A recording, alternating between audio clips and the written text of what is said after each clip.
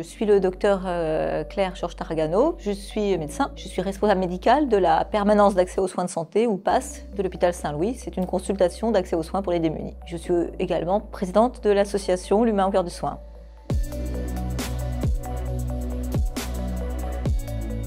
Mon quotidien, c'est des journées qui changent tout le temps. C'est vrai qu'on a la chance d'avoir une activité où on reçoit des personnes qui viennent du monde entier, qui ont des profils extrêmement variés, qui ont des pathologies variées, parfois intriquées, et des situations sociales et personnelles qui n'ont rien à voir. Notre quotidien, c'est à chaque fois découvrir des belles situations, à chaque fois apprendre des nouvelles choses. Il n'y a pas une journée comme une autre, et c'est comme une aventure quotidienne.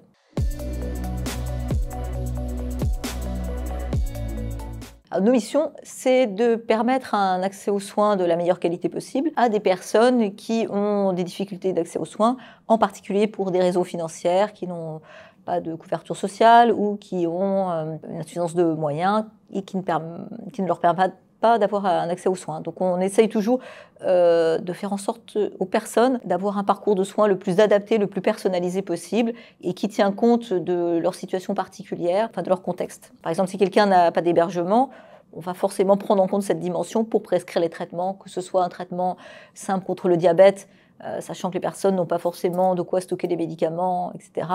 Ou pour des traitements encore plus lourds, comme les chimiothérapies pour le cancer. Si la personne est à la rue, ça risque d'engendrer des effets secondaires parfois très graves. Donc il faut considérer cette dimension-là pour pouvoir proposer un soin adapté.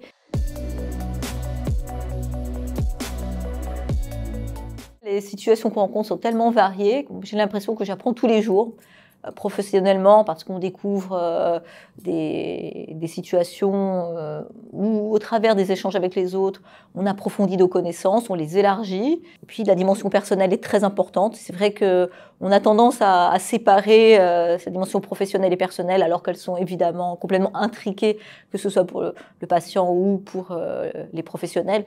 Et finalement, dans l'interrelation qu'on a avec les patients, dans l'interrelation qu'on a avec les personnes qui travaillent avec nous, cette dimension que nous avons tout particulièrement avec les personnes que l'on prend en charge, les patients démunis, les patients isolés, les patients migrants, on est amené à développer toute cette dimension d'écoute, cette dimension de considération, comme j'évoquais, de respect, d'attention à l'autre, de compréhension. Et c'est vrai que ce terme est très important.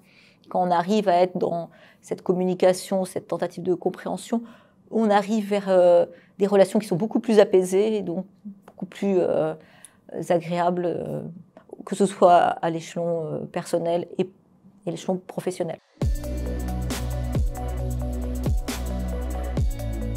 Nous l'avons créé pour essayer d'essaimer cette philosophie que nous observons à la PASS de l'hôpital Saint-Louis, c'est-à-dire cette idée que l'humain dans le soin est insuffisamment valorisé. C'est-à-dire à l'heure des technologies qui sont extrêmement utiles, pertinentes et très innovantes, on aurait quelque part l'impression que l'humain n'a plus tout à fait sa place. Or, à notre sens, c'est justement parce que la technique est là et qu'elle est très poussée qu'on peut encore plus développer toutes nos capacités humaines.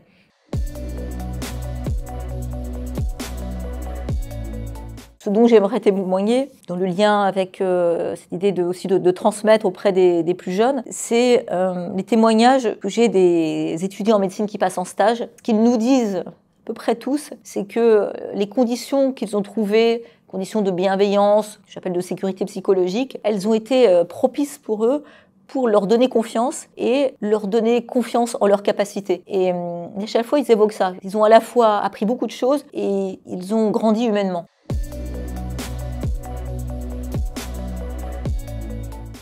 Je dirais, allez-y, on a la plus formidable des professions. Et si parfois c'est difficile, si parfois on est bridé, si parfois on est déçu, si parfois on est malmené, il y a de l'espoir de faire notre profession comme on a envie, comme elle nous tient à cœur. Et moi, j'ai envie de passer ce message que chacun peut mettre de soi dans notre profession de médecin, qu'il y a une dimension très personnelle qui doit pouvoir être là.